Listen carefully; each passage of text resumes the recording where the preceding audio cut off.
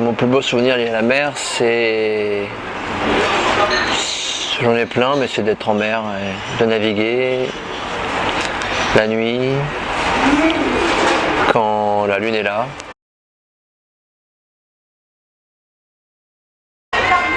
Les orques. J'adore les orques, je trouve que c'est un animal noir et blanc, déjà très pur, très design comme poisson, comme déco. Surtout j'adore la façon dont ils communiquent entre eux, enfin, c'est un autre monde que l'humanité, et puis quelque part il fait peur, hein. En anglais c'est Killer Whales, donc c'est quelque part c'est aussi fascinant pour ça.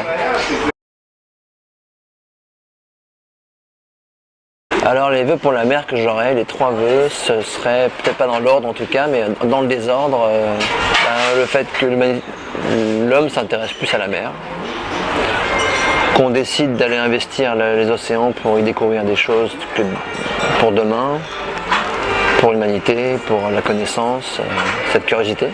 Et puis le 3e vœu que j'aurais pour la mer, qu'on essaye d'arrêter de la mépriser. Ça revient un peu avec le premier truc, mais c'est qu'on la méprise en faisant pas attention à ce qu'on y fait, ce qu'on y jette, ce qu'on y prend.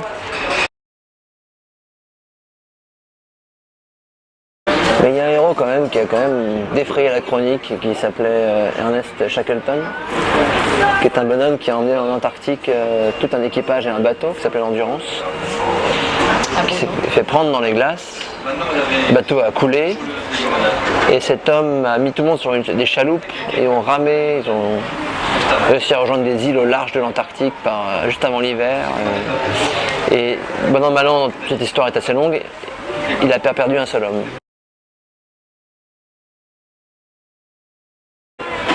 Comme complètement fan de Jules Verne et du capitaine Nemo, j'ai appelé mon fils Nemo, pour vous dire à quel point je suis...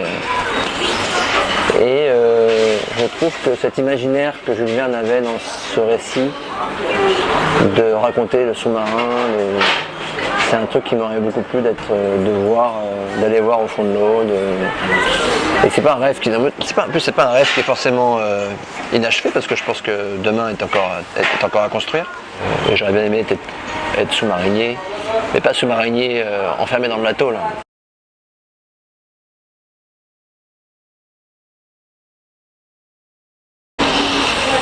Moi j'aimerais comprendre comment ça marche.